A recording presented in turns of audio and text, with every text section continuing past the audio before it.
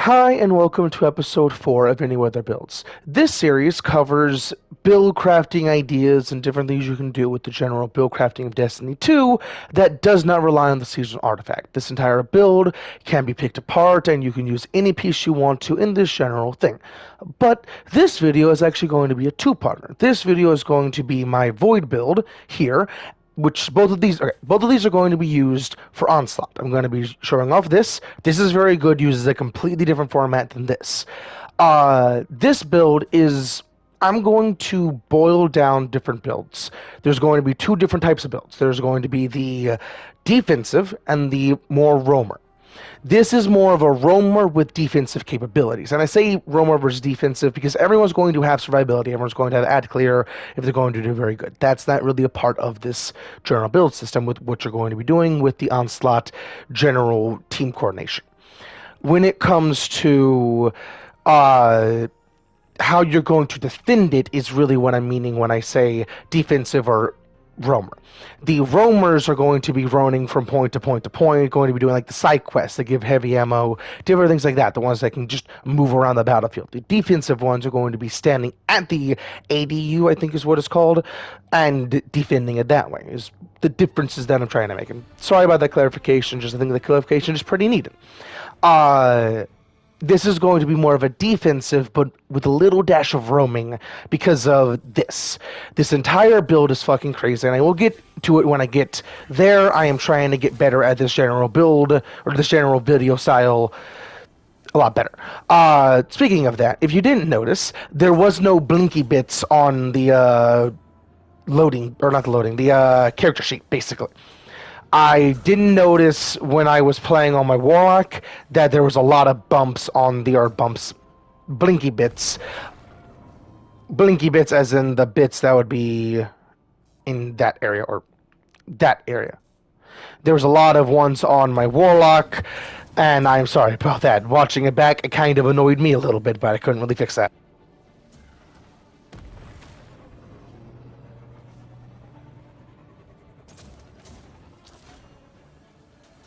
And part of the reason why I am always going to be loading into the destination in these videos, because that allows me to talk and get out different ideas and just do my general opener, because I don't have the ability to edit like I do or like anyone does on PC. I can't go in and do a lot of different cuts here and there with a lot of different things. It's technically possible, but overlaying all sorts of different things, there's a limited amount of overlaying you can do.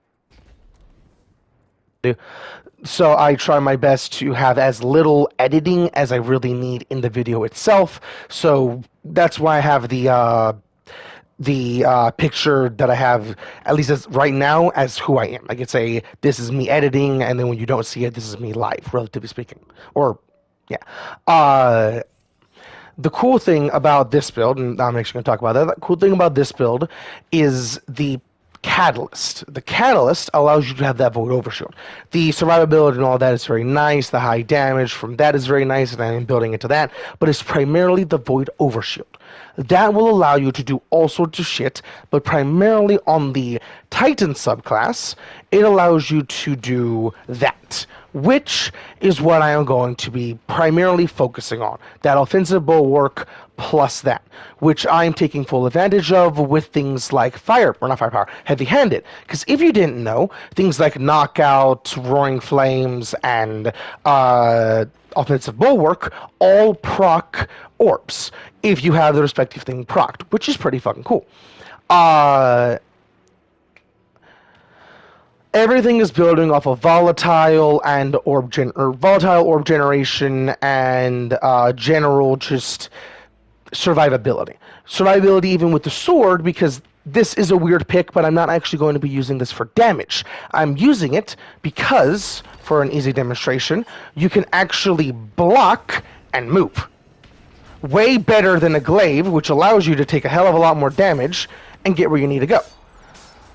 Which also frees up my sword to just be a little bit of a movement tool because I don't have the shoulder charge. All these little things are paired together on purpose. I fine-tuned this build for a good bit, and most of my builds are fine-tuned like this. But I don't really need a movement tool. But this build, I kind of need a movement tool, and because this game has a lot of bumping mechanics, like the shield boys can punch you and knock you away, taking shield boys can just blast you, and there's also different ways you can get bumped around. Having a little bit of movement, be it a sword, be it a punch that can move you, a dodge, something. A little bit of movement will save your life.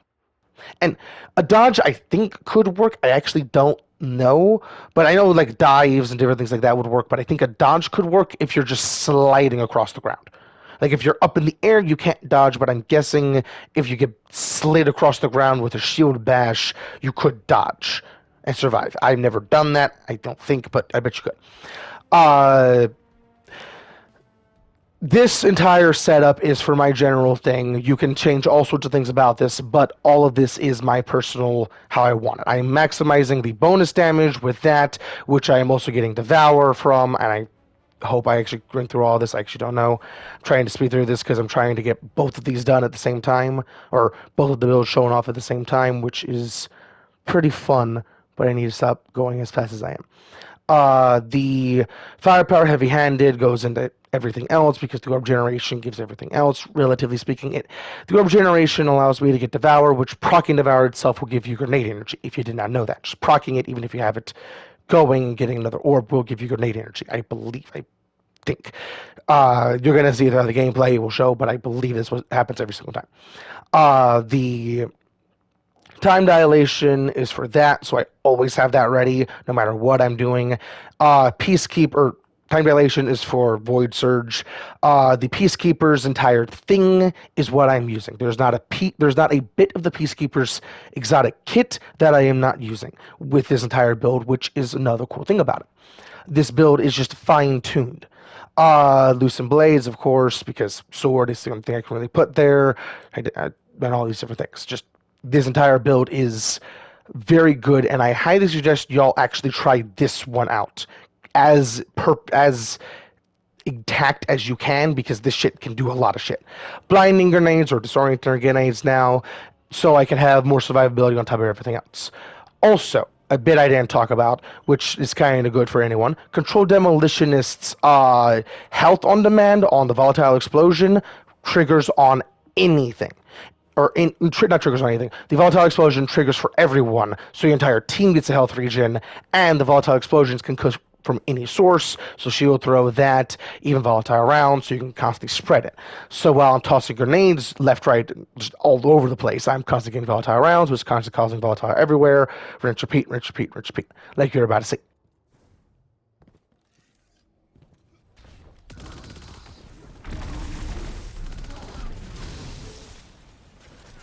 The only downside to this build is that it's a lot of up and down.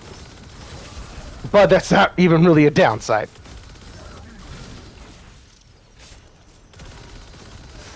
Also, a tip with using the Manticore.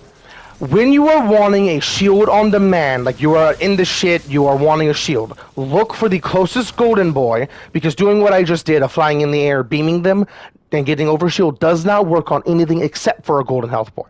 Like I can show you on this guy here. It doesn't give me over shield until I kill him. Also, this ability right here can and will save your life and just allow you to do cool movement tech like you're going to see later, which can cover different gaps here and there, which is just fucking nice. Like, for example... Also, another tip for the Manticore. It will not get rid of anti-grav or not consume anti-grav repulsors at all until you start shooting things in the air. So just shoot every now and then when you're wanting to try and move with Manticore.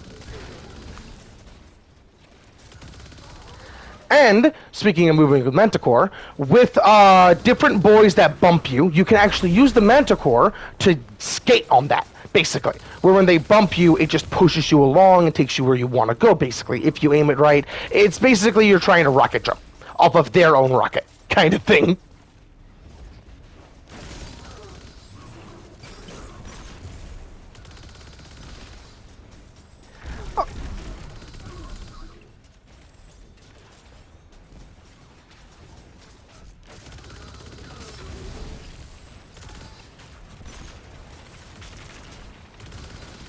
I'm guessing it doesn't actually. I could have sworn it did at some point.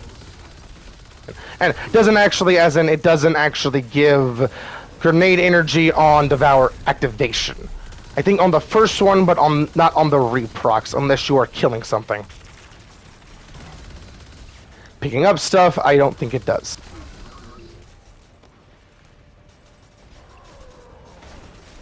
Because that would have given me grenade energy. I don't think it does.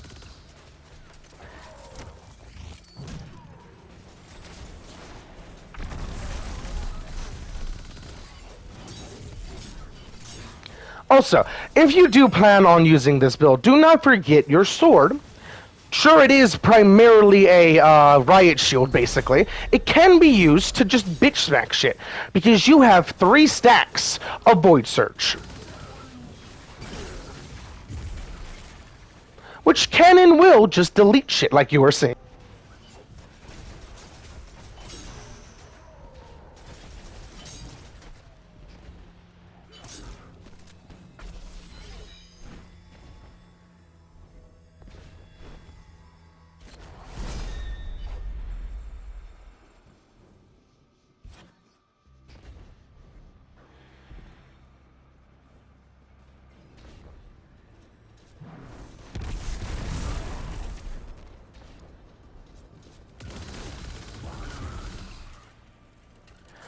And a little bit, do not forget that if you do want to proc volatile rounds with a sword, just this works in general, the sword itself will now have volatile rounds. So, I'm not tried this personally, but I believe, because it has volatile rounds, shield boys literally mean nothing to your sword now. And I will try it out here, I just haven't tried it out previously. I do think that would work. Okay, shield boy there. There should be a little enough. There we go. Come here. Aww. Well, that's why we test shit. Wait. Okay, it does work unless you hit the exact center of the sword, or of the shield. You have to hit to the side of the shield, but it will still work. Alright.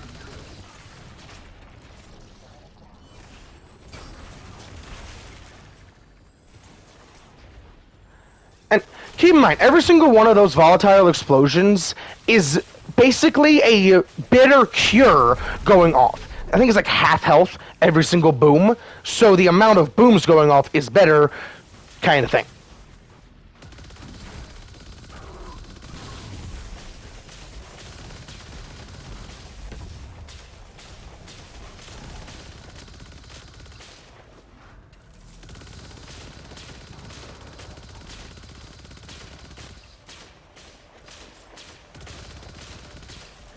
I did dabble with weaken effects on top of all of this, but it didn't really feel right with what I was trying to do. I think you, whoever you are, could have a lot of effectiveness with weaken effects on top of all of this, if you can try and fit it into your overall build scheme.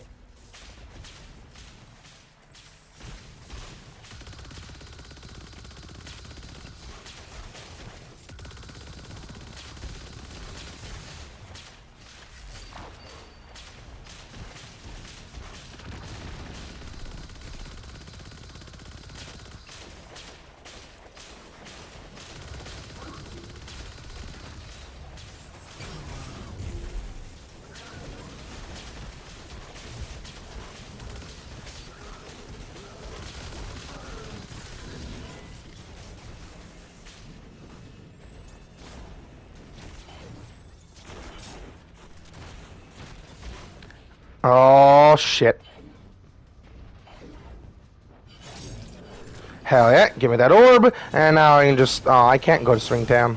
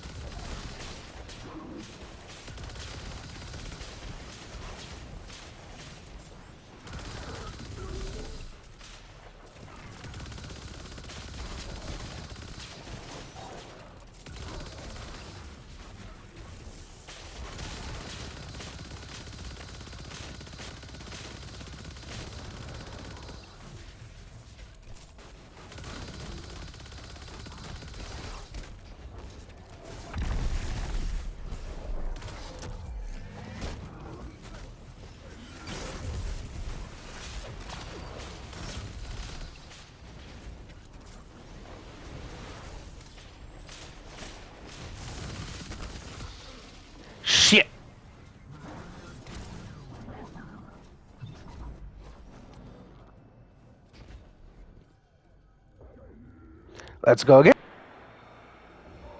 Or, respectively, let's keep going. What the fuck? A tip also for the sword. You cannot be jumping, then block. You have to be blocking, then jump. Which is kind of janky, but it works.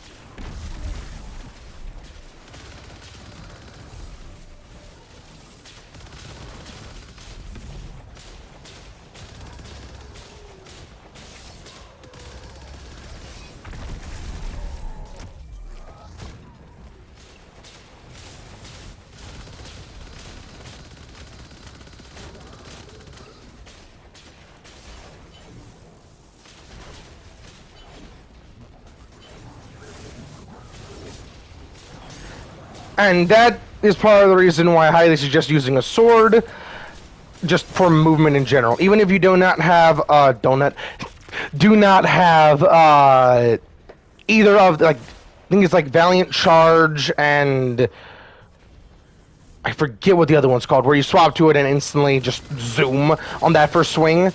Forget what that's called. But even if you don't have either one of those, that little nudge that you can get just from swinging can really save your life and allow you to just move a little bit more fluidly.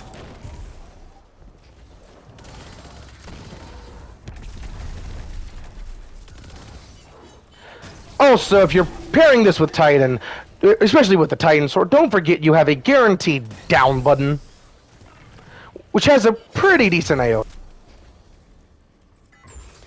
And Crucible and all, but this feels different. I don't like it. Valis Forge has had much to say about the Crucible. What do you see as the distinction? At the end of the day, Guardians fighting to test their capabilities, or their teamwork. They have us, ghosts. These Cabal don't. When they lose here, they lose badly, painfully. I don't understand it. Callus loved the rewards of conquest without the effort of it. Praising gladiatorial victories without considering the months of discipline preceding. Do you think that's why his Legion has been doing this? Training? That might have been their purpose once. These arenas now look more like they fight each other only because they can. For entertainment. Cabal and Guardians do that pretty differently. gladiatorial society can never prosper because of different things like this. They just want to fight, so they're always going to fight, even fighting each other because they can. Something awesome about Destiny, there is the sword and bomb logic. The sword logic is... Okay, bomb logic is basically use different pieces to work together. You have that big explosive, like how a bomb works. You have multiple pieces working together, making an alliance to work together to have a big boom that can do a whole lot more shit than a sword. But the sword is very simple and can cut through just about anything, even the bomb, relatively speaking, but there's so many components it has to go through to then cut it, kind of thing, where it's harder for the sword to get at the bomb, but the bomb isn't just overwhelmingly superior in the logic space. Like, I'm trying to explain the logics as best as possible, where the sword is cut through it, prove your worth by the right of conquest, which is why those Cabal are doing what they're doing, because Big Callus Boy, you see his, I think that's his finger there. Yeah, Big Callus Boy, finger there. Callus Boy's up there. He's now a disciple, kind of always was a disciple since we talked to him, but disciple that is worshiping the darkness, or worshiping the entity that controls the darkness I don't think really cares, but because the entity that worships the darkness is very doomer, basically, a very big everything will die, the greatest sin of life is life itself because everything will suffer kind of person. Yeah. But going back to the other, or going to the other build. Before I go to this build, before I go to the other build, this is actually a good example, and I haven't been able to think of a role like this off the top of my head. This is a good example of a bad role. These two traits, I wish worked together. I wish that worked with that. Like if you got a kill with finishing this would proc that, but it actually doesn't. All that makes you do is have to reload, and that is now not working because you dropped it to then reload, but if you don't drop it to reload, you don't get Volt Shot. So they literally do not work together. That is just a bad roll, which is why I'm going to dismantle it. I just really wanted to show y'all that. And I tried it out earlier today, which is why I know that for a fact. It should, really should, but that might be kind of overpowered, which is why it doesn't. I should swap my build. Oh yeah, this is also an amazing show of this build because I'm starting with this. This build is maximum ability regen, like as much ability regen, prioritizing grenade regen over anything, but maximum grenade regen as possible. With this big bitch for ad clear. Both of these builds are basically made for onslaught. There is some slight, I could change things here and there. Did I not put on, did I forgot, I think I forgot to save one key bit about this. Did I? No, cool. This is basically almost copy and paste on the subclass for my main build. So it basically is. Just it's pairing with the main build or my main build's exotic, so it just kind of fits very well.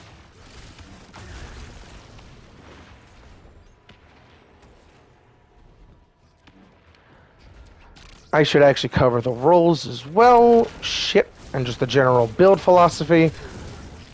Okay. The general build philosophy around this is Fletched Storm, maximizing that with the Unravel of this. Because the Unravel effect is better than any other effect, in my personal opinion, because it will spread itself. All you have to do is damage one target with Unravel, and then it will do an unraveled projectile, that'll hit another enemy. Shoot them, do range repeat, range repeat, range repeat. That'll work on any subclass that has a strand, or not any subclass that has a strand, or any strand subclass. There we go. Which will give me maximum ad clear, especially in how dense Onslaught actually is. In the low end shit, I'm guessing in the higher end tiers, it is going to get aggressively dense. Like, you can't see the other wall type of dense. Because they're dabbling into that shit. Like, they are saying that trying to do this, trying to complete it, is a challenge. Which is why I heard, and I don't have social media or anything like that, but I heard on a YouTube video that they're giving away a statue to the first fire team that completes the legend difficulty of Onslaught. And that alone tells you how difficult that is going to be. So having as much ad clear as fucking possible will be very handy. I have Solar Surge here because I'm using this. If there is another weapon that has Demolitionist Wellspring, I don't know off the top of my head, and I don't really know what to look up to figure that out, and I don't have another one with that role. But if I have another one with that role, to basically be an ability wand, where when I kill an enemy, I get ability energy for everything, but primarily my grenade, because the Demolitionist plus Wellspring stack, and then Demolitionist by itself is a good bit, so it's just a fuck ton of ability regen, on top of things like, that one, so I'm even getting grenade energy while I'm just getting the kill itself. So range repeat, range repeat, range repeat, on top of Heart of Inmost Light, which gives me a fuck ton of ability energy just by doing its thing. Just that general thing where it's just constant ability regen, and that I don't know what I would pair there instead of Hipfire Grip, but I know I like Demolitionist. And I say that because I am going to be using Stasis Holster, so having two weapons that don't have auto-loading holster is a good idea. I'm using Stasis Holster so I never have to reload my Salvation's Grip, because if you have not watched my previous videos, I always basically say reloading is kind of... when in a world of space magic and just blasts of having fun and just kicking aliens so hard, or basically interdimensional demons, so hard they evaporate in a given flavor. Why do you have to reload your stowed weapon? Like, I get the weapon you have equipped, you having to reload because you don't want to just have infinite ammo going out, that's a little bit much. But having to reload everything is just a little bit lame, in my personal opinion, and I think that's the best way to put it. It's just... it works for balance, just I don't like doing.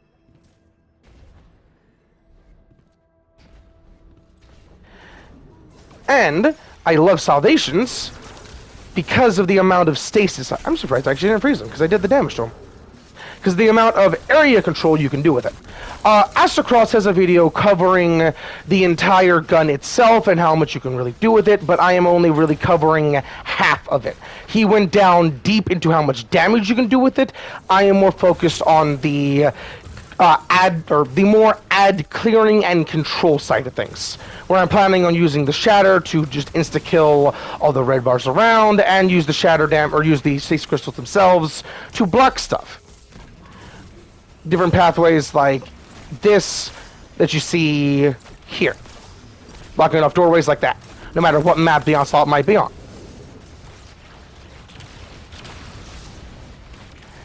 Holy shit! Woven Mail's awesome.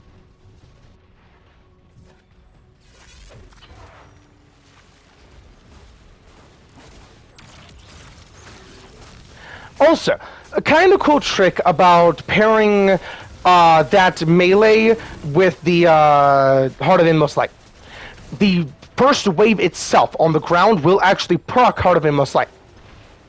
Like, boom. If you did not know that. Which can and will come in handy. Even if you're out. Even if you don't mean for it to.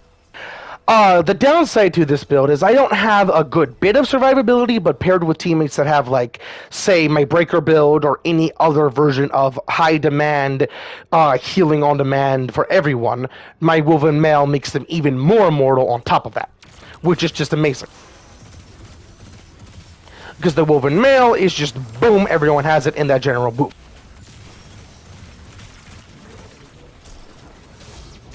I try to do the slide melee.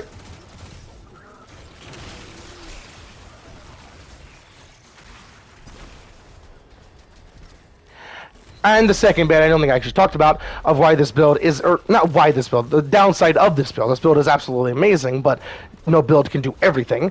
I don't have good high damage.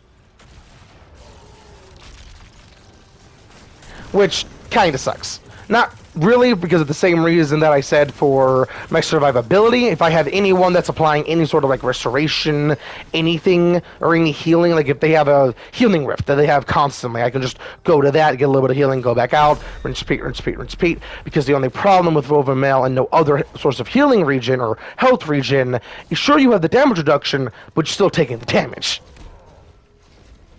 So any form of healing is perfect. Even if it's a heal clip roll of a weapon. Like a healing clip roll to help me survive. Any other form of like damage debuff, anything like that, will allow me to do high damage. And because this game is not Call of Duty, even higher end shit you do need to do more damage, but because this game isn't Call of Duty, like a lot of people want to say it is, high damage is not the only thing you really need to do. There's so many other things you can do, like this build does a fuck ton.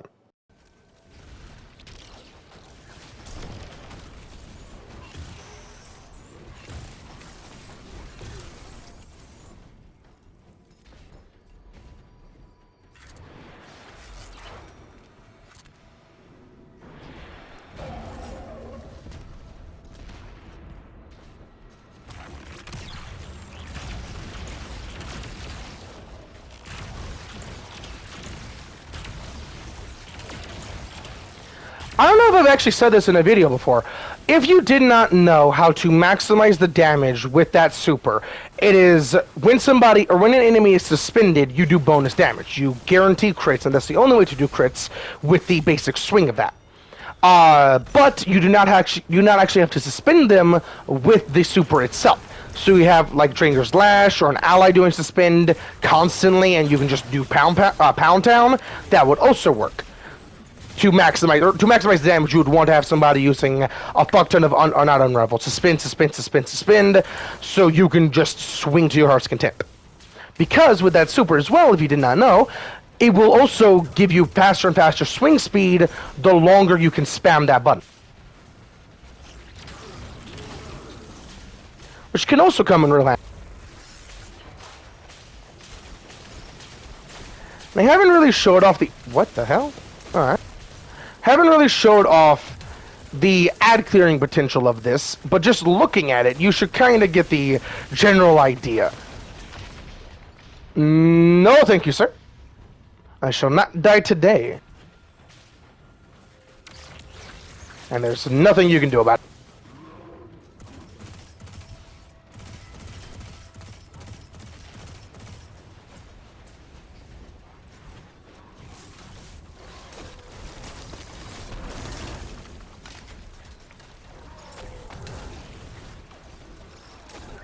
Oh yeah, don't forget the impact grenade itself can just be shot like a grenade, which is why it is actually on my PvP build. Ah shit, I thought it was still charged, so I let go, but I jumped, or I landed and jumped, which triggered it again. That was kind of stupid. Because I explained that because I know that you saw it charged, so I shouldn't have died there because you can't actually die if you impact the ground with the charged version. I just was charged, I landed, then jumped, which got rid of it, like you saw there.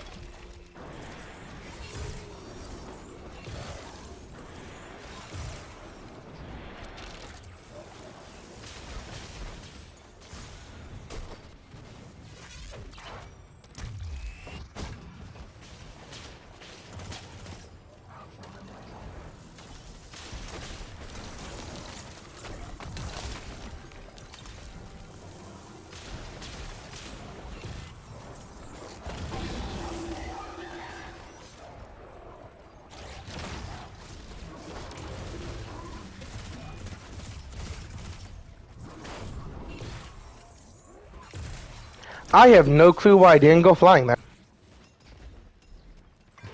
That wraps things up with those fighters. Kaido will want to know they came back, though. I'll send a quick report. With all that said, I hope y'all enjoyed the video, and I'll catch y'all on the next one.